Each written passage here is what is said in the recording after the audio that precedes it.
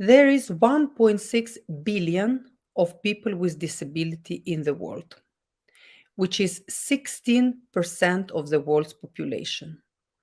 This is huge pool of both potential customers of our services and products and also talents, potential employees.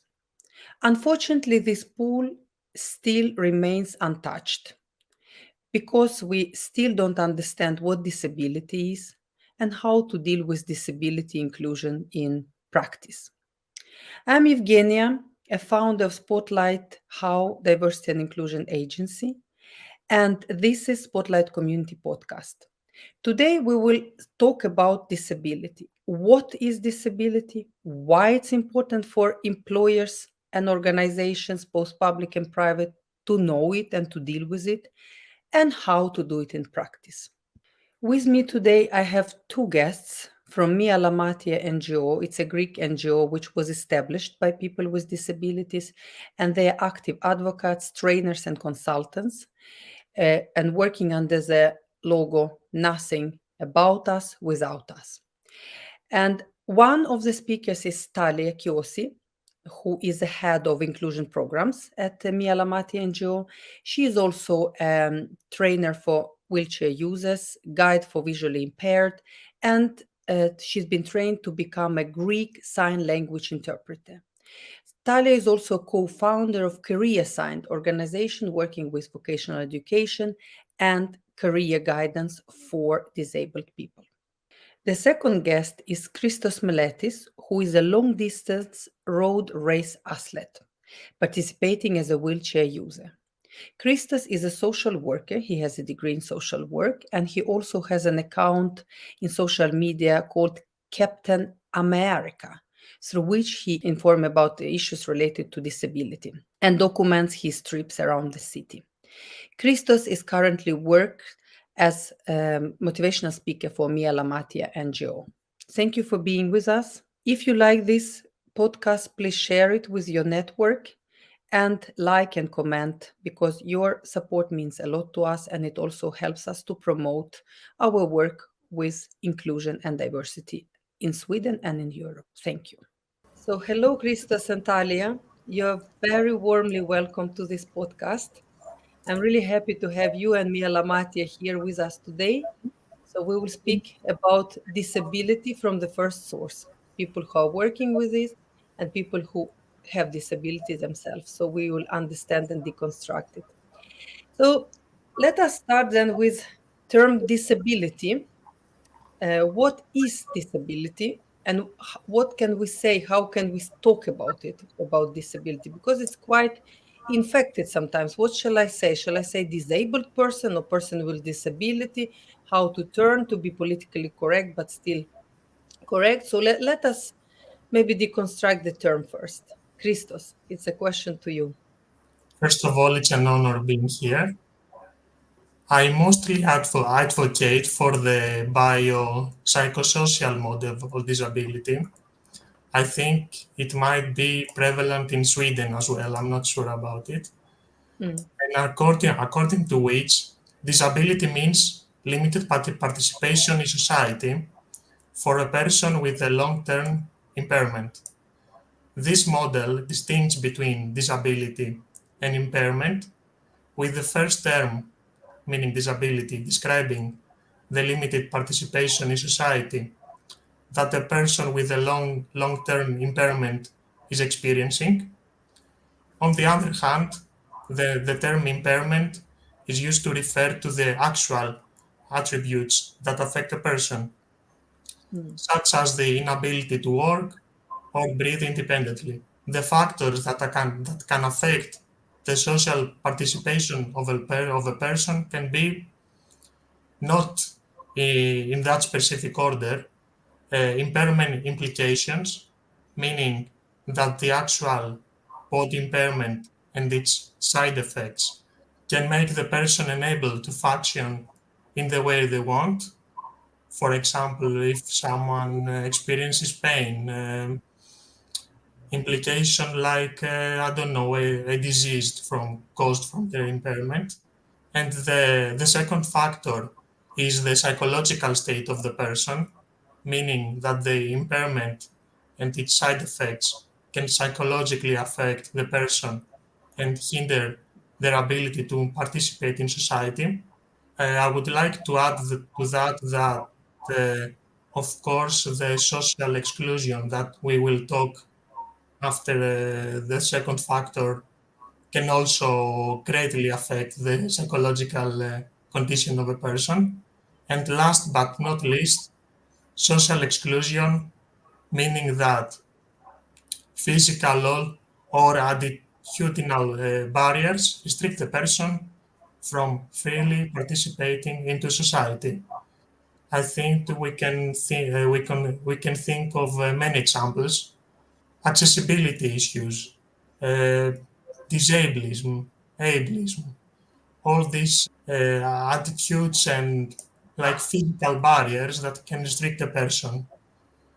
So I would like to add that other than the biopsychosocial model or BPS, there is another popular approach to disability named the social model of disability, which is the more known one actually of the two, which was introduced before the BPS model.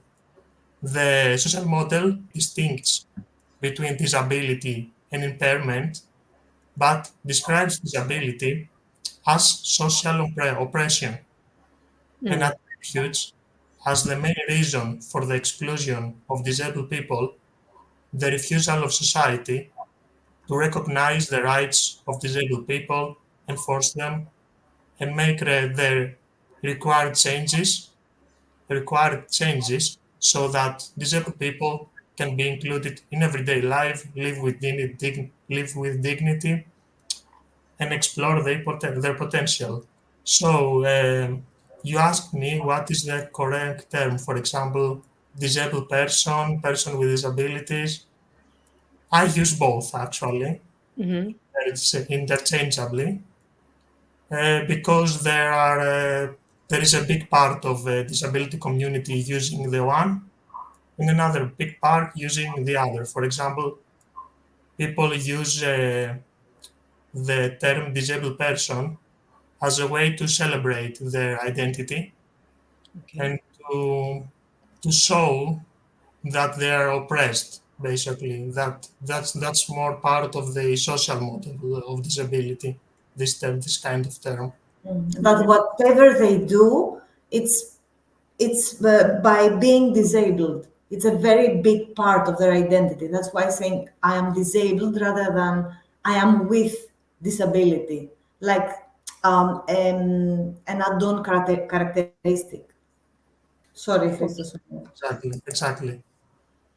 Because So sorry to interrupt you, Christmas. What I've heard and in some trainings, people prefer to say people with disability in order not like not to make it like I am disabled. It's like I have disability, something like a characteristic I own. So it's like correct, and this is what I've learned, that I should not say disabled person. That's why I ask you if it's correct to say, it's only people with disability who can say disabled. So this is like really important because language is start to define the change. I actually read research recently about which term disabled people or people with disabilities prefer. About 50% prefer the term people, disabled person, Hmm. 50%. 30% preferred the term person with disability, and Okay. about 20% didn't care. I am with the latter.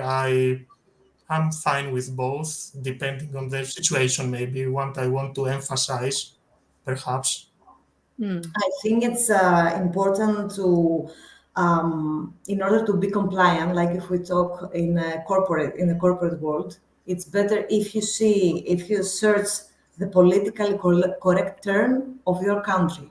Like in Greece, it's person with disability and it's written on the law.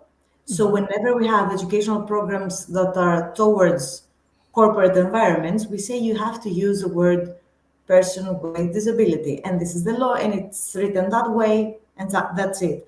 But if you go to grassroots organizations, you will see the difference of activists and for other people that are in the corporate world. So in Me Alla Matia, because we are mostly, there are disabled people working there, we are claiming the word disabled and disability. You know, it's exactly like the LGBTQ community reclaiming back the word queer.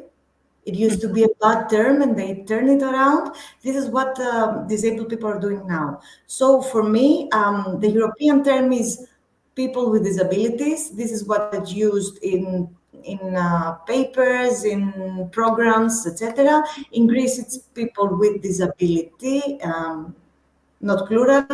But in this chat, you may find Christos and me using the word disabled as well. Mm. Correct. Yeah, so basically, disabled is more like people with disability have more rights how they want to call themselves, like because it's a part of identity, of course, and big part. But if we speak about training and about the correct, politically correct words, then it's a word. It's people with disability. Yes, and then in Swedish context, we need to double check as well what is what, because it's, yeah, language is important. Okay, interesting that 50% of people with disability want to be called disabled person. So it's you said that, Christos, the reason is that it's celebrating the identity, right? Yes, and so I mean, pointing out your oppression related to the social model. Other than that, for example, in the UK, where the social model of disability uh, began, the term disabled person is actually the official term there in the UK. Okay. Yeah, So it's about it means you are disabled, like you have an impairment, but you are disabled because of the barriers. So if the barriers leave, then you're no longer disabled and you're just a person with an impairment. yeah, Yeah. correct. Yeah, it implies to actually any identity protected by European law. If you're a migrant, you have also barriers on the way to your employment. If you are a parent, single parent, or you have also barriers. You LGBT, like every identity protected out of those 7 identities, it's actually not about identity, it's about barriers. So I think social model is can be applied to any identity. It's very interesting. Thank you, Chris. And what amazes me is that we are in 2024 and we know all this research, and it's like, and we know the also by experience and from research that, I mean, people with disabilities, they are like doing the same work in the same quality level as people without disability. So I don't understand why it's still an issue, because if you look at statistics, it's still much harder for person with disability to find work. So why you think it's still harder despite of this common knowledge, common sense, which, like, it doesn't make sense to think that people with disability will deliver worse quality, even better some many times actually, as it implies to other identities too, because people cherish work more. I know it from experience as migrant woman. You do 10 times more compared to your colleagues to like to this, that your place, you are worthy of your place. So I think it's the same.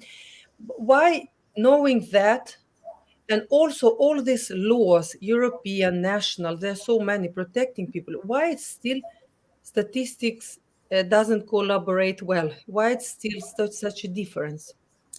Yeah, I would say that on the one hand, we have the research, but what ends up happening is that the people, like everyday people, don't read the papers. They are a product of their environment, and being a product of an environment that excludes disabled people, they continue to do it as well.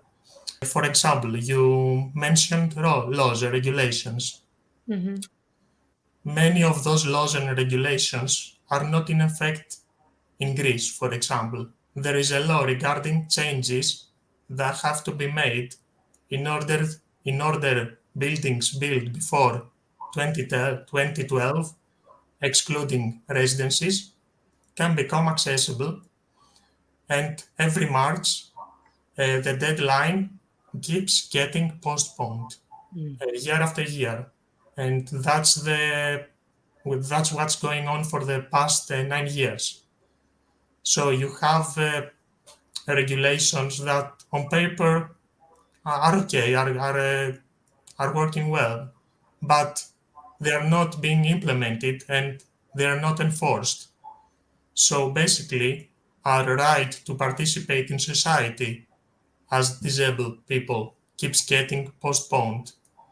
Other than that, there is a law that requires businesses with 50 or more employees to hire 8% disabled employees.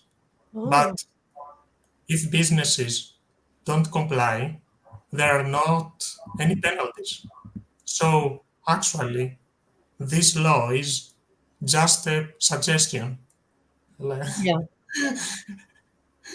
Yeah, if we speak international law, it's a difference between convention, which has consequences, and declaration, which like is just a nice suggestion. And this is basically a declaration that it would be nice if you do that, but if you don't, it's okay. Yeah, that's the situation. It's strange that the law is a suggestion, is that it's no like, yeah, that it's no consequences. But Yeah, so basically, you think that the main reason that the legal that it does it's not the laws are not really enforced as they should be and not written in the right way, or is it something else which is a reason for this huge still gap between what how it should be and how it is? I think there are other reasons. So, as I said, the participation of people with disabilities keeps getting postponed. As a result, there is an alienation between disabled and non-disabled people. Mhm. And this results to prejudices towards disabled people. Non-disabled people believe that we are non-productive, hard to work with, etc.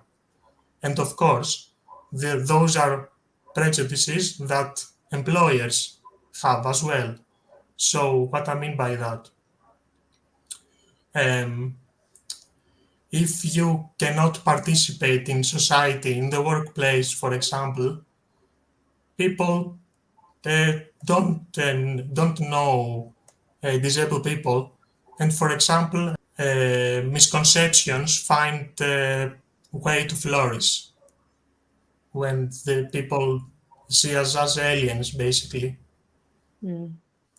Um, also in Greece, there is a lack of information regarding employment.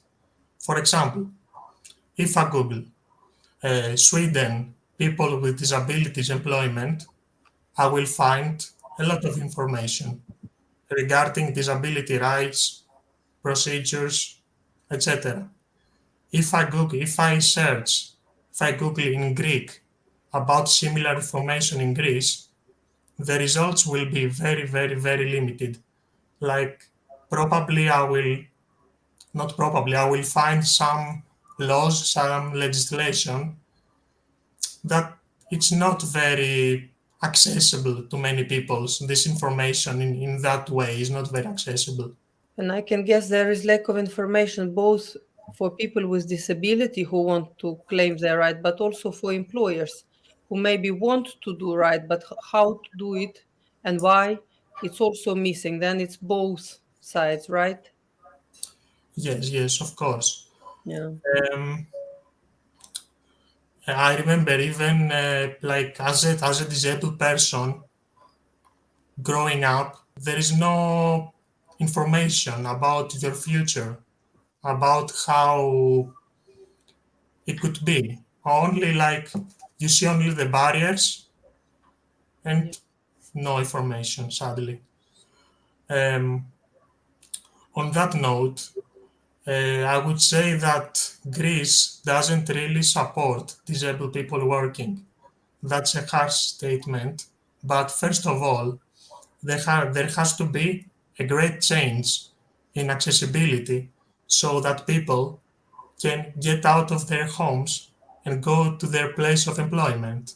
But instead, disabled people are given benefits that basically try and fail to work as a substitute for an inclusive society. Mm. So, and finally, that statement, the statement that Greece doesn't really want disabled people working, is supported by the fact that in some cases people get reduced benefits if they start working. So let's actually sum it up. Disabled people are given benefits because the government recognizes that they're being socially excluded. And as a result, they don't have access to employment. But if someone manages to overcome all the hurdles and gets a job, they face the risk of their benefits being cut. Mm. What's going on? We have This a is also, similar system for migrants in Sweden, the same. That's why many migrants prefer what you know, what is like security for before insecurity. So they don't look or don't accept a job because then you lose everything else and you don't know how long this job will feed you. So it's the same, but with the identity, You which don't I know know. how long it will last. You don't know how Yeah, long it will last, and if you are fired or quit your job, then to get again the benefits will be months trying yeah, to do so. yeah. And we all need to eat every day and have basic needs to pay for. So this is a similar for for identity. I know well. It's to be being migrant. Yeah, clear, Christos. Do you know any numbers for employment levels in Greece and in Europe? It would be fun to see Greece market compared to European. of course, according to the Greek Confederation of People with Disabilities, only 23.7% of disabled people aged 20 to 64 are Mm, currently working. In addition, uh, only 18.4% of disabled people with severe impairments in the same age group are working. mm. You can see that's, I think, not I think, one of the lowest percentages in Europe, actually. Yeah, it's 1/5 of the population. If we take people with disabilities overall, it's 1/5 working. So 4/5 who could work and pay taxes, they are not working because of social barriers. It's very huge loss of competence and taxes and everything going on there. Yes, Wow. and as we discussed earlier, when you are living in a society with barriers, you need a safety net in order to work because you don't know what like further exclusion you might face. Mm, So that's not really what's happening in Greece, and the numbers show that, express that. yeah. Now, from the total of unemployed disabled people, 65% face long-term unemployment. Mm, The same source, the Greek Confederation of People with Disabilities, points out the fact the fact that most of the disabled people that are employed, about 57%, found a job through social networks. mm, Specifically, they found a job through family, friends, and other people they personally know. mm, What I just said, in a way, does point out further the prejudices that employers have against people with disabilities. If you need to to know personally the employer in order to get a job. That points out that because disabled people are excluded, that's ground for misinformation to flourish. They think that they are not Of course. capable. Yeah, if you only need warm referrals who really know someone from your family, or and only this is the only way to get job through network, then it's a problem, and it's exactly the reason what you say. And yeah, it's shared, I think, with many identities, and that's why what Alamatia is doing is so important, because we can say you're warming up employers' brains by through your campaigns, through your trainings and consultancy, to make it like less dramatic, and you put the right information to employ people with disabilities. And this is what is super duper important. This word awareness rising, because then it's not only through network and family, it's only also through you. People are Yeah, warmed up to accept differences in this way.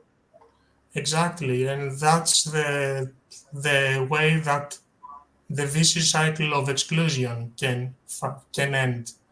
For Mm, example, employers don't hire disabled people because of misconceptions, and because they don't hire them, they don't interact with them in order for those misconceptions. One moment, sorry, for those misconceptions to be dissolved. mm, So, what's the solution here? One solution is, of course, inclusion training, mhm, which combats that. I would like to add that the public employment service contributes only 5% to the working force of disabled people, meaning that the public employment service, through its programs, has offered jobs only to 5% of the disabled people working. mhm, Uh, at this point, let's remember what I said previously about information regarding employment opportunities not being readily available. Disabled people don't know where they can make a call, for example, what programs are in effect. So yeah, that's a big issue as well. yeah. But what are common misconceptions? I think, what are employers thinking? Why are they not employing? For me, it's interesting. Lack of information, yes, it's a clear problem, and it's also easily solvable, because public employment service is obliged, according to the law, to give this information to all job seekers, including people with disabilities, and it needs to be adapted. And for employers, it's also law saying that, but okay, they're not working, and there are organizations like Me Alla Matia who filling this gap. But what, I mean, you, Christos, from your experience, what are misconceptions? Because for me, it's hard to imagine what would be in the way for me to employ a brilliant person who matches with competence I need, but this person is using a wheelchair. I don't understand what would be on the way for me as employer to employ this person. Yes, well, disabled people are regarded as being non-productive. I Mhm. would say that all those misconceptions result from ableism, um, for meaning that people in general have an understanding in their brain about how a person is and how it functions. And if the disabled people are excluded, people don't come across the variety of human condition, and they have in mind as being human and like normal in quotes only people that are not disabled. Mm. So when someone non-disabled comes across a person with disability, they get confused actually. They think, okay, I have an image in my brain about what a person looks like, and that person can walk. but the person I'm looking at is in a wheelchair. That person has to be sad. That person is missing something actually. Mm. So these misconceptions find their way in every corner of society, like employment, every corner actually. But Christos, it of course depends on the job. Of course, if it's a building construction and you need to physically move around and carry stuff, I would understand that, even though there are also positions there which don't need people just to necessarily work. But for example, I work with project management and consultancy and training. It really doesn't matter if the person is sitting or standing. I mean, what amazes me that there are so many jobs. The majority of them actually can be done by anyone. I mean, whose competence is matching, and a lot of jobs can be even done on distance, partly like to suit people with disabilities, because it's anyway takes longer time to come to work for parents, to make the people like people living in rural areas socially excluded, like far from. So it's so much like what amazes me is like you need the right competence, and the pool is so little of people where to find it. And here is like so huge untapped pool, and if you just think out of the book, like this person can be a project manager in my projects, work from home, come here to our team meetings once or twice a week, and actually it would suit all so many other employees who have difficulties like to come. So this I am thinking that so many jobs are possible to do with disability. So what's the problem there? Can I pitch in and just say that when we're doing trainings with Me Alla Matia, the NGO we are working for, what we say is actually because we do trainings to HR as well. How are you gonna get disabled people working for your corporate? Um, if you have a job listing that it's about construction, Christos won't come to get Yeah. the job. Like the disabled person will come when they know they can do the job. So first things first. The other thing is that we are asking from HR, don't assume. Just let the disabled person come and you can talk with each other. Tell them if you have difficulties like figuring it out, just ask. Christos, are you able to do that? We will need you to do that and that and that. Do you feel like you can do that? It's just a basic job interview. Yeah, so it's making so much sense, and I don't understand that it's still we need a training for that, because I think it's a basic. You ask any candidate the same question and see, and you choose the most brilliant one who can do the work for you, basically. We were just talking with Christos, we were discussing yesterday about that, but we said that, of course, Christos has to have an interview with you as well as a possible job. Like, can I can I get inside? Like, are there ramps? Is there a vessel for me that I can use? What do Mm, you need of me so I can mm, see if my impairment, my disability can is compatible with that job. So mm, the interview will be both ways. This is, I think, the only thing that you have to change in that interview. It will be both ways. mm. All, And also, although all interviews have to be both ways. Now I'm thinking about it, like mm, it has it's a to be good. that way. As a person, I want a job. I have to ask some things in order for me to accept or not the job. Yeah, but always it's unfortunately too often people who apply, they feel in a position of like we are inferior to the, and that's why we do not ask. People are even afraid to ask about salaries. They're just accepting whatever, especially people from these seven protected groups. You're happy you are sitting in that interview and asking, you think like, I don't want to come out like a person who asks too much, because I'm already like in disadvantage. And if I start asking, so this is also, I mean, just a little me who also is training for people, the HR and other. It's like if you this little hack, what Talia just shared, like that, let applicant also ask, because you will make a much better match, not only for person with disability in this case. If you introduce this way of doing interview, you will do it so much easier for many, for all actually, because there are people with autism, there are parents, there are migrants, there are people with long distance to, like, it's always good to know, and like how to adapt. Then you do it actually for all employees, and then your inclusivity and your reputation will, yeah, speak for itself. Then you don't need to put a flag, LGBT flag, once per year and say like, look, we are supporting, or whatever day it is, disability day or migrant day. Instead, you don't need to say anything. It will, your reputation will do it for you. So it's only winning so much. So basically, yeah, misconception. Then, if I understand Christos, it's like what I expected, that people with disability will do job not as good as people without. This is without knowing it. This is what people anticipate. But Yeah. how? Yeah.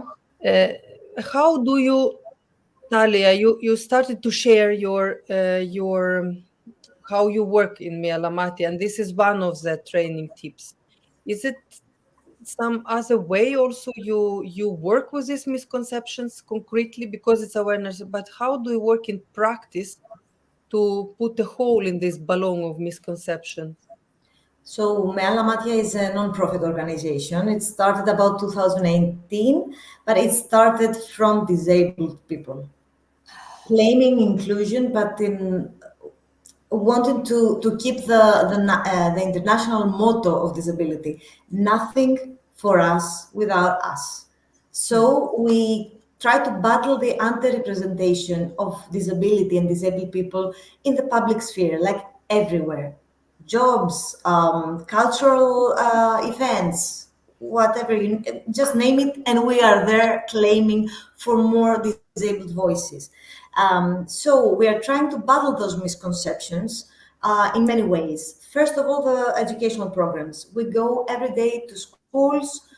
We speak with children. This is actually a pro bono program. So volunteers with disabilities go to schools and talk about their daily lives. So they're trying just to break the ice and make children understand that we could be together, we could be raised together inside the same classroom, like being friends or being in the same job or the same university.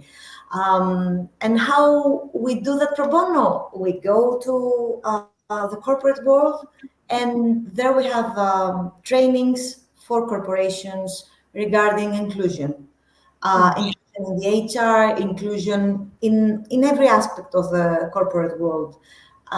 We also do accessibility assessments. So, is your corporate environment an accessible place where everyone can join? We do that. Everything we do is being built by a focus group of disabled people. So they are the end users. Okay, so all our programs have a goal from our focus group of disabled people always. And what we did, those are the pillars we stand on, like education. But during lockdown, we couldn't go to schools anymore. We couldn't go to the corporate environment anymore. So what did we do? We started a campaign. It's called the hashtag Speak Up campaign.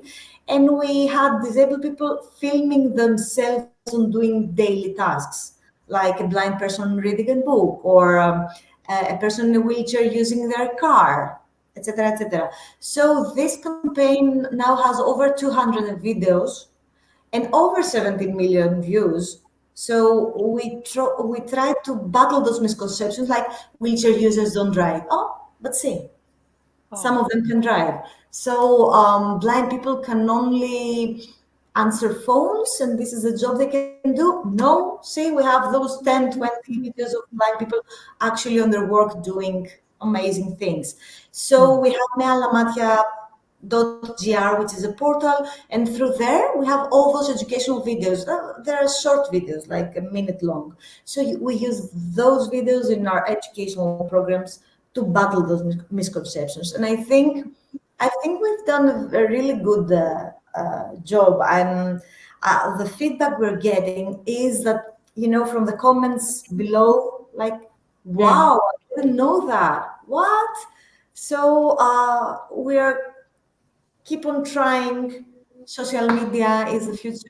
We keep on trying this way to do mm, that. And I just wanted to end my answer with what Me Alla Matia means. It's a Greek word.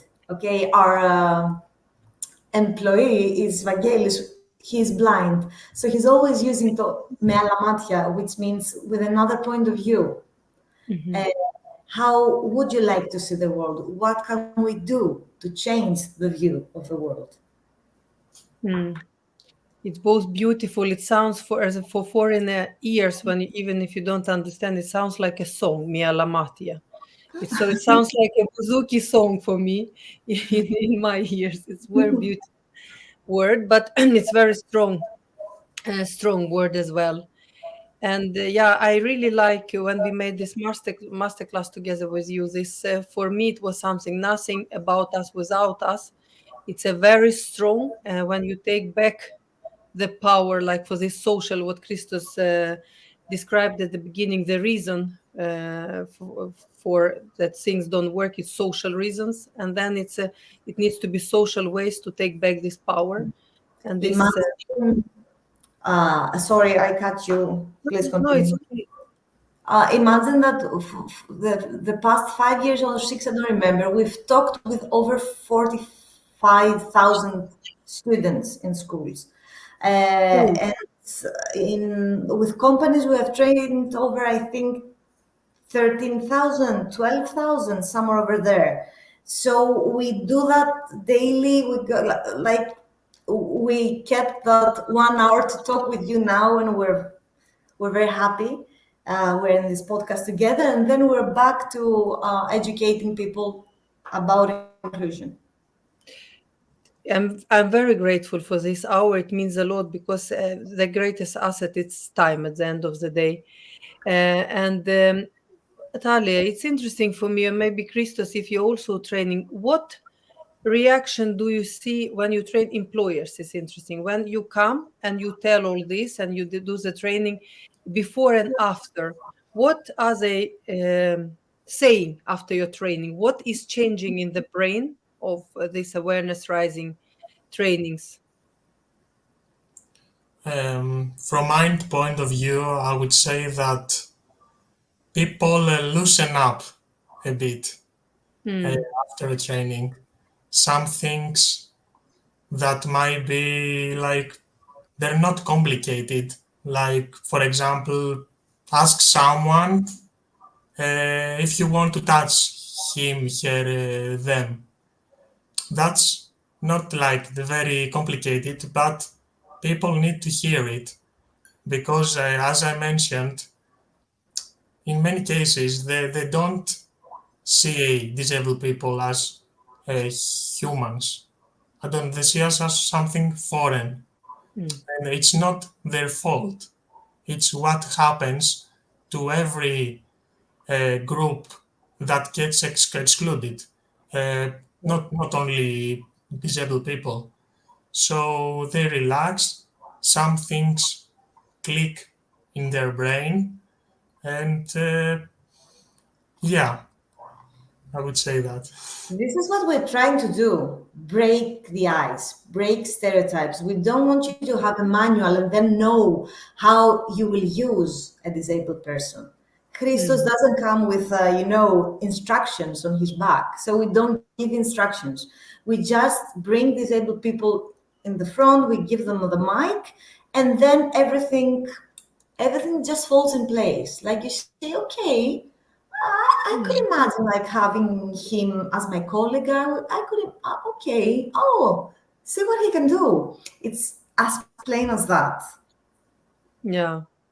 I see, yeah, because it's what, as Christos, you say, when people don't ever meet a disabled person, when you don't have in your family or friends, then it's a new, it's alien, and people are afraid for new and it comes to any identity. But when you suddenly meet and talk to, then this fear or whatever protects us, the guard goes down. This, because I see the same about migrants and about other groups as well. When we train, it's exactly the same process, that it becomes like, oh, it's not, I mean, this person is not at all what I expected or seen in media. I mean, she could work for me. Yes. So it's brilliant. But apart from this, this is the most important. When the laws don't work, and then you need to take in your own hands, and this is the right approach you do. And I really admire Me Alla Matia for that. Your organization, you are really, yeah, one of a kind. But what do you advise when they are, we can say, you warm up employers, they see that, God, I could work with Christos, or I could work with another person using a wheelchair. So what do you advise them concretely? What do they need to do to make this happen, apart from interview? I mean, adapting the workplace. So there are some things you could do to start with, to open up your organization? What we actually do is inclusion consultancy. Hmm. This is our main goal.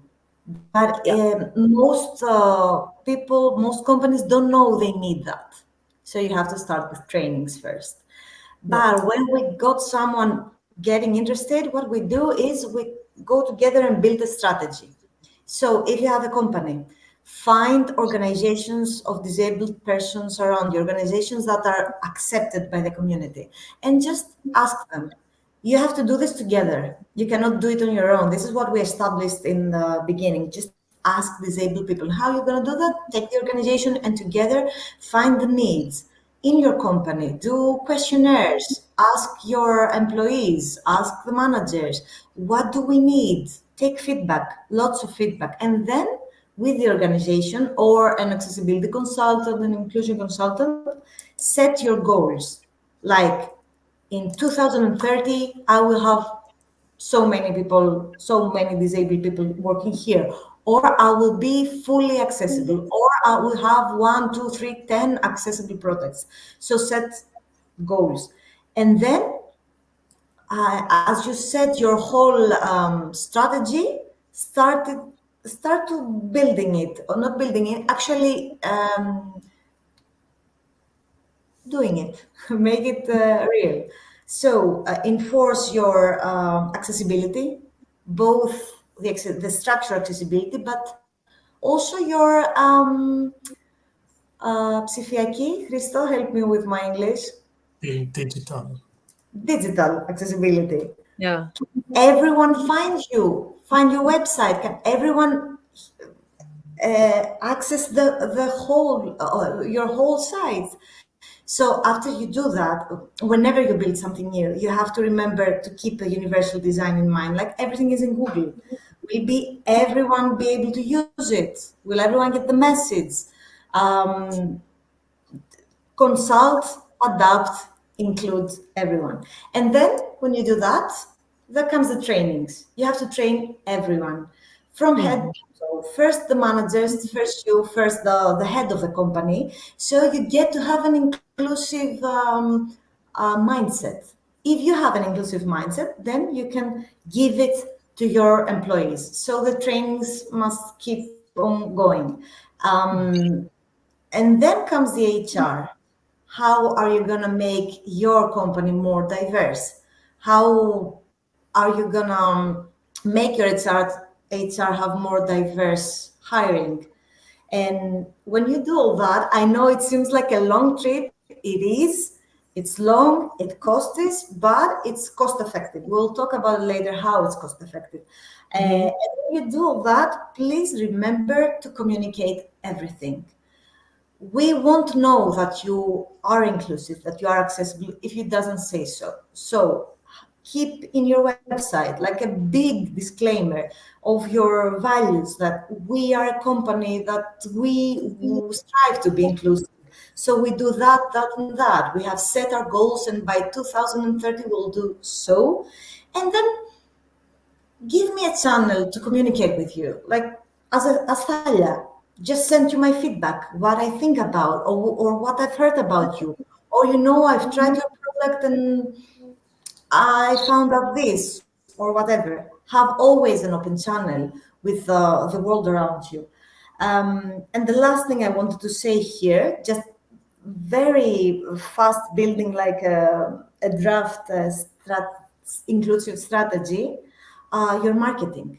You have to have presentation on your marketing. So when you feel ready that I'm okay, I did everything I could, so bring it in front. Put disabled people, put migrants, women, everyone in marketing. You want to in your marketing to reflect the biggest audience possible.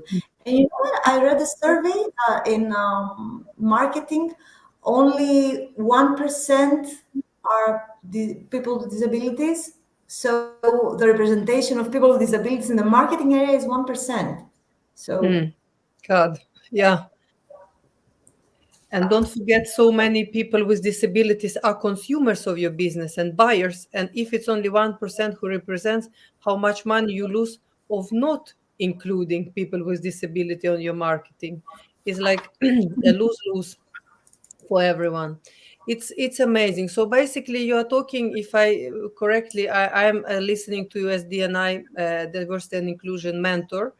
Speaking of for all identities, you're talking of the whole range of like measurement, training, first awareness rising, then measuring where you are, developing strategy, following up it, and it's a process, and you basically improve and get better and better, but it never ends. But we'll speak about benefits of it later, and then also communicate internally and externally what you are doing in market. So this is the it's a very good strategy. And when you go to companies, of course, it's a tailor made depending on what company is doing and what they need, their needs, and but many companies struggle when I meet them. Is generally like the common question is how they ask, but where do I find all these people with disabilities? I put my announcement out there, and now no people with disabilities reply. Even there are jobs which do not require like that you need to like yeah, you can do it with disability. So, and this is generally the pain of at least Swedish employers. They want to do it right, but they don't know where to find the workforce, because the workforce with disability or with autism, or like people deviating from the norm, we can say, from the, they do not apply. How do you solve it in Greece? Christos, do you want me to answer or do you have something in mind? Well, we discussed about some issues regarding Greece. We discussed that people won't apply because they're afraid of losing their benefits, for example. Mm, Other than that, they can, I don't know, then they can, let me see, they consult like organizations, I guess. Would you like to add something to that, Thalia? Yes, you know what? I think it's at least in Greece, it's word of mouth. Okay, mm, so if you get one disabled employer and you treat them good, then mm, the others will come. But how do you get that one? yeah. How you open your job listing is very important. Is the Mm, channel you put the job listing accessible, or is it not? And have you specified that you are an inclusive workplace? You have to have disclaimers. You have to make people want to come to your company. If mm, disabled people have so many barriers, some of them don't have the resilience to come look for a job. That probably won't have any ramps, there won't be an adapted WC, there will be mobbing there. Just let me live with my benefit, and that's all. So try to communicate it in proper channels. For example, meallamatia.gr is an accessible channel. mhm, Find organizations with disabled people, bring them to your workplace, let them see how is your workplace, and tell them to be your advocates. You have to mm, have advocates. So in Greece, we have some example of companies that had disabled people advocating for them, and now they have disabled people in the workforce as well. It will take some time, but when it starts, it will keep flowing. I see. So it's basically to reconsider your channels where you put your announcement and allyship. You need to get allies who are working in this area, and through them. And it's like in any business, you do a business case. You invite one person, you treat them well, or like everyone else, and inclusive basically, and then of course people will come. Yes, it's a good advice. Thank you, Talia. And you've speaking, we've been mentioned now a couple of times benefits, but what are the benefits you see for those organizations you consult who are inclusive truly and not putting a flag or celebrate once per year? Even if I don't see benefits, there are surveys that you can see, you can search in Google in a search engine. There are many surveys that prove that this is beneficial. So this is why I mentioned that it is cost effective. So what does cost effective means? Like, for me, when I go to a corporate environment, to a company, I say to them, you need disabled customers and you need disabled workforce. Both of them, they're intertwined. You cannot do one without the other. So it's a cycle again. But now, if I tell you that more than 50% of the population is people with disabilities, but over half of the population are people that are in the field of disability, such as me. I'm not disabled, but I work for the past 20 years in that field. Disabled people, their families, everyone working in the field, volunteers. So all of us are kind of over half of the population, like 52%. So this 52% translates, I think, like some years ago, maybe my numbers are off now, like $8 trillion globally.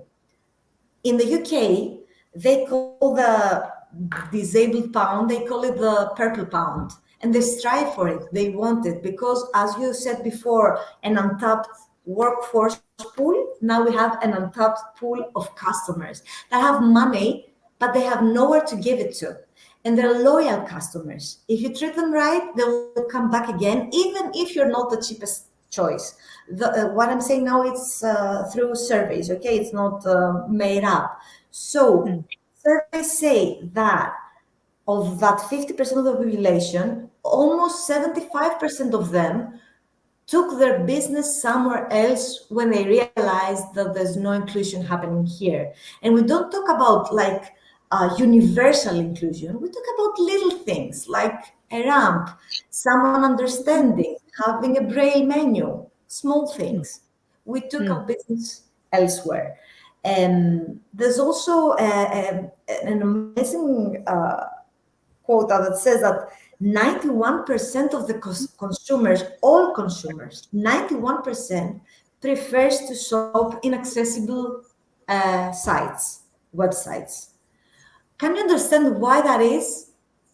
They don't know they're accessible, but they prefer to shop in those type of websites. It's easier.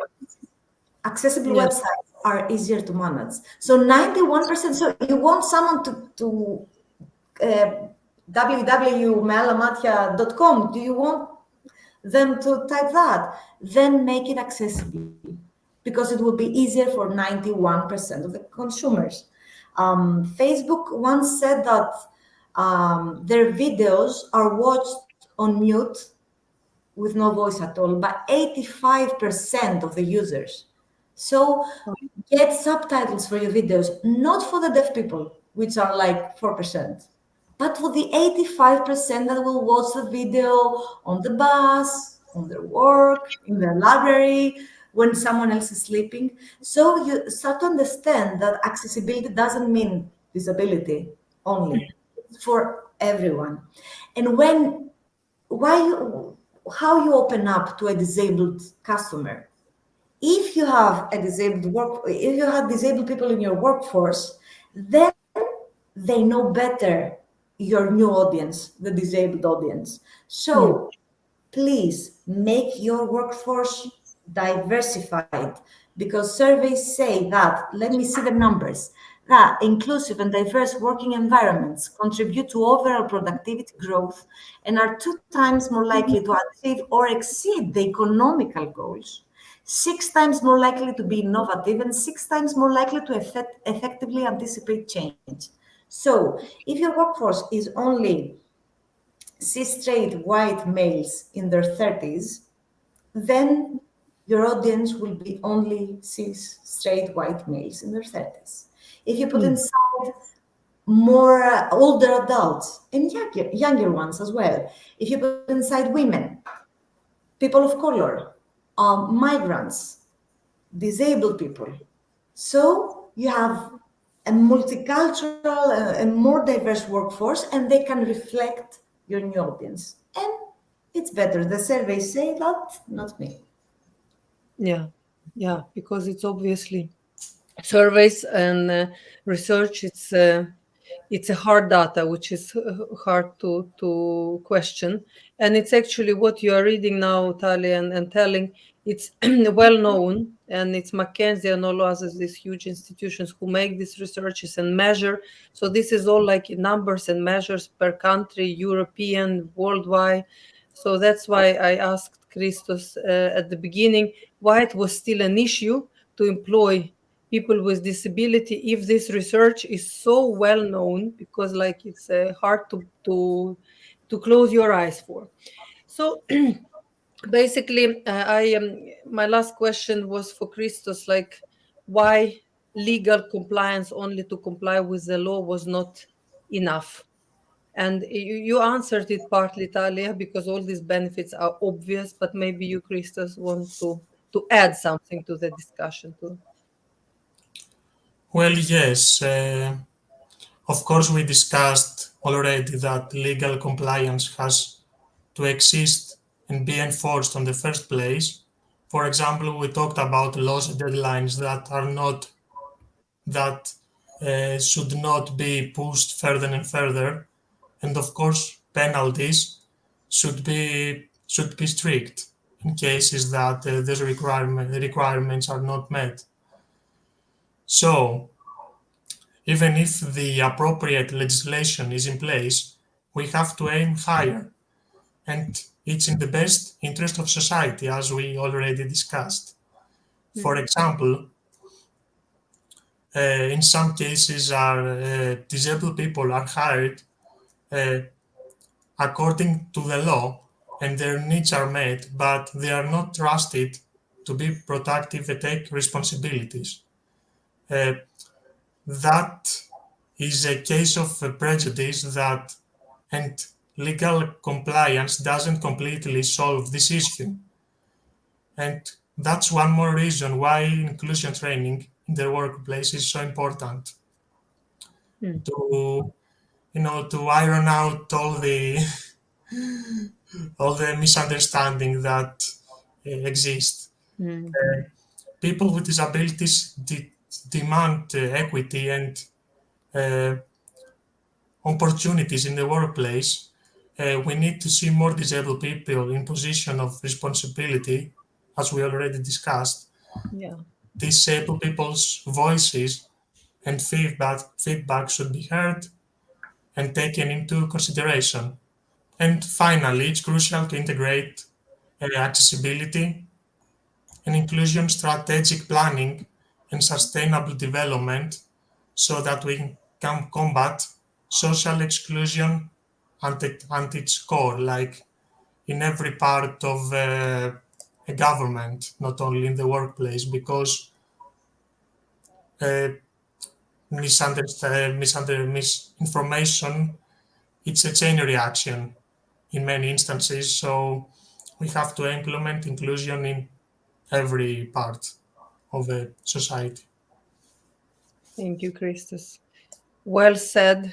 And it's a good finalization of our very interesting discussion. We could discuss 2 hours more, for sure, or more, because it's like it's a lot. And but I think we gave a very good perspective of both what is disability, and also from the perspective of people with disability, what it means and how to work with it, and also from the perspective of employers.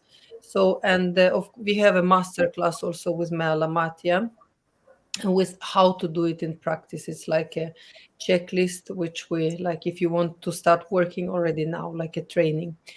But now we are reaching the end of this beautiful discussion, and we have a tradition on our podcast that we finish with a question from another speaker before spoke before you, because we believe that inclusion, it's so much, it's so huge area, it's all these identities we're speaking about, and it's all these legal parts and social parts and moral parts, and so it's a lot. And it's interesting how, because every speaker has their competence and how they reflect regarding the competence area of another speaker, because everything is actually at the end of the day coming together as this what you just mentioned now, Christos, about social inclusion and yeah, as a common case.